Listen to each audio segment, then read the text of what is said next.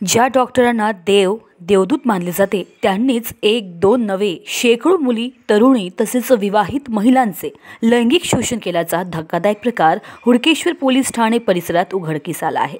मागील 15 वर्षांपासून हा मानसोपचार तज्ज्ञ रुग्णांवर उपचार करीत असून महिलांशी अश्लील कृत्य करतानाच तो चित्रफित तयार करून पीडितांना ब्लॅकमेल करायचा आणि वारंवार शारीरिक संबंध ठेवायचा असे पुढे आले आहे।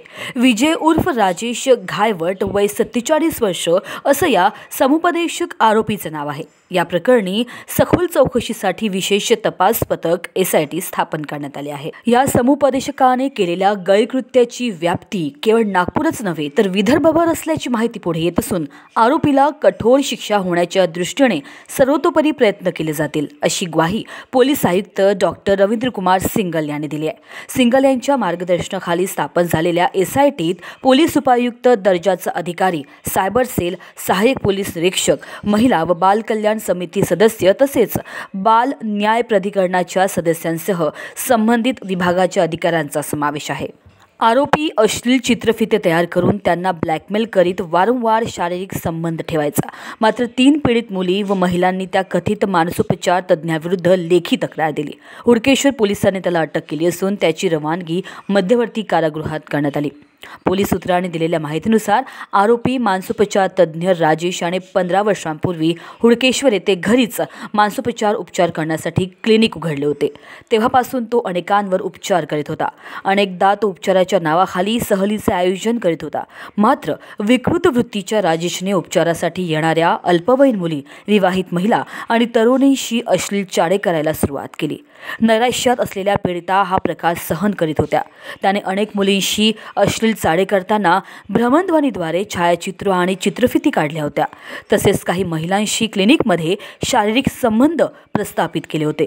तो सर्व प्रकार भ्रमणध्वनी लपवून ठेवून चित्रफिती काढत होता। त्यानंतर त्या मुली किंवा महिलांना चित्रफिती दाखवून वारंवार शारीरिक संबंध ठेवण्यासाठी बाध्य करीत होता। अनेकदा तो उपचाराच्या नावावर सहलीचे आयोजन करीत होता। या दरम्यान हॉटेल किंवा फार्म हाऊसवर पीडितांवर लैंगिक अत्याचार करायचा। आतापर्यंत राजेशने अंदाजे 100पेक्षा जास्त मुली आणि महिलांचे लैंगिक शोषण केल्याची माहिती समोर आली आहे।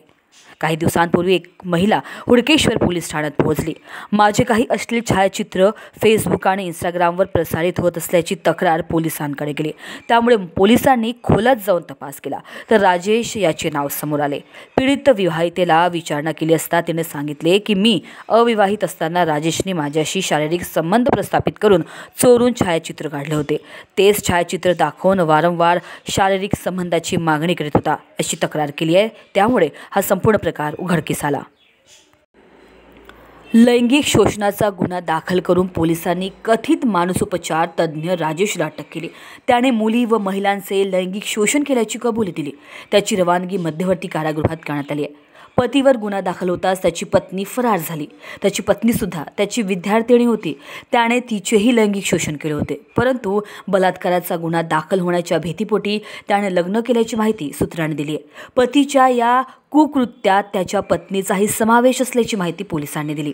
राजेशने आतापर्यंत अनेक मुली, महिलांचे लैंगिक शोषण केले। अश्लील चित्रफिती इंस्टाग्रामवर टाकण्याची धमकी देऊन तो आताही लैंगिक अत्याचार करीत होता। त्यामुळे अनेक मुली आणि महिला त्रस्त झाल्या होत्या। मात्र अनेकांचे लग्न झाल्यामुळे संसार विस्कळीत होईल या भीतीपोटी कुणीही त्याच्या विरुद्ध तक्रार करण्यास धजावत नव्हत्या। तो प्रत्येक वेळी भ्रमणध्वनीने अश्लील चित्रफिती काढत होता। पोलिसांनी जप्त केलेल्या त्याच्या संगणकात शेकडो अश्लील चित्रफिती आढळल्या असल्याची माहिती सूत्रांनी दिली आहे। या प्रकरणाची राज्य शासनानेही गंभीर दखल घेतली असून SIT स्थापन करण्यात आली है। इसमें एक व्यक्ति है जिसके खिलाफ नवंबर में हम लोगों ने केस रजिस्टर किया था और उसके बाद में केस रजिस्टर के बाद में उसको अरेस्ट भी किया गया था और अभी फिर हमने उसमें फर्दर इन्वेस्टिगेशन करते करते अभी तक हमने उस व्यक्ति के ऊपर 3 केसेस दाखिल किए हैं और रेलेवेंट सेक्शंस में हम लोग इन्वेस्टिगेशन उसमें चल रही है। API रैंक के अधिकारी हैं जो इसमें इन्वेस्टिगेशन कर रही हैं और इसमें हमने ये भी आह्वान भी किया है कि अगर किसी को इस तरह का कुछ लगता है तो हमें आके बता सकते हैं। अगर हम उसमें आगे की तहकीकात करेंगे और उसमें केस अगर दाखिल करने की ज़रूरत हुई तो वो भी करेंगे। इसके अलावा एक आईपीएस ऑफिसर के अंडर में हमने एक कमेटी भी बनाई जिसमें सीडब्ल्यूसी और वेलफेयर बोर्ड, चाइल्ड रिलेटेड जो ऑफिसर्स हैं, महिला बाल विकास अधिकारी, उनको भी हमने इसमें इन्वॉल्व किया है और हमारे साइबर क्राइम के जो एक ऑफिसर हैं उनको भी इस कमेटी में बनाया। हम चाहते हैं कि अगर इसमें और कोई फर्दर लीड्स मिलती हैं या कोई इन्फॉर्मेशन मिलती है, कोई फ़ोटोग्राफ्स, वीडियोस, क्लिप्स जो भी मिलेंगे हम उसको एनालाइज करके और बाकी अगर कोई विक्टिम सामने आते हैं तो वो भी हम ढूंढने की कोशिश कर रहे हैं। तो हमारी इसमें आगे इन्वेस्टिगेशन चल रही है। करता क्या था वो? तो इसमें जो है, क्योंकि वो सर्टिफाइड काउंसलर था और बच्चों को काउंसलिंग करता है वो, और उसमें जो यहाँ के आसपास के एरियाज़ हैं जैसे गोंदिया, भंडारा, यहाँ पे भी जाके वो सेशंस लेता था। और जो बच्चों को यहाँ पे जैसे 12th के बाद में उनको रहने की प्रॉब्लम्स होती हैं तो यहाँ पे उसके लिए भी वो स्पेस प्रोवाइड करता था। और उसमें जो है अभी तक जो कंप्लेंट आई है उसमें उसका यही था कि वो काउंसलिंग देगा, क्योंकि बच्चे गांव में या रूरल एरियाज़ में उनको नहीं उतना सपोर्ट मिल पाता, तो इस हिसाब से वो उनकी काउंसलिंग और मेडिटेशन और बाकी थेरेपीज़ ऐसा अभी तक सामने आया है। सेक्सुअल हरासमेंट भी करता था उन लोगों के साथ, मामला जो सामने आया उनको ब्लैकमेल करता था। देखिए, अभी जो है जो हरासमेंट का है, सेक्सुअली हरास करने का हो या फिर मेंटली हरास करने का, वो रेलेवेंट सेक्शंस में हम लोग उसमें कार्रवाई कर रहे हैं और उसी डायरेक्शन में हमारी इन्वेस्टिगेशन चालू है कि कुछ भी जो भी हमको इसमें सुराग मिलते हैं, जो भी एविडेंस मिलती है, हम उसमें आगे बढ़ रहे हैं। जी, इसमें हुडकेश्वर पुलिस स्टेशन जो है यहाँ पे हमारे, वहाँ पे केस दाखिल हुआ और अभी तक जैसे मैंने बताया 3 केसेस इसमें दाखिल हुए हैं। इन्वेस्टिगेशन इसमें चल रही है, अरेस्ट हुआ, उसके बाद में पीसी लिया गया और अभी जो है वो एमसीआर में है। और जैसे ही फर्दर अगर कोई केस सामने आता है तो हम उसमें और भी कार्रवाई इसमें करेंगे। सर, ये जो आदमी है इसका नाम क्या है, किस तरह से ये बच्चों को अपने बरगलाता था और किस तरह से वो ब्लैकमेल करके अभी तक क्या मामले दर्ज हुए? क्या रेप का भी कोई मामला दर्ज हुआ है इसमें? जैसे मैंने बताया कि इसका मैं नाम तो नहीं बता पाऊँ क्योंकि अभी तक ये इन्वेस्टिगेशन चल रही है हमारी।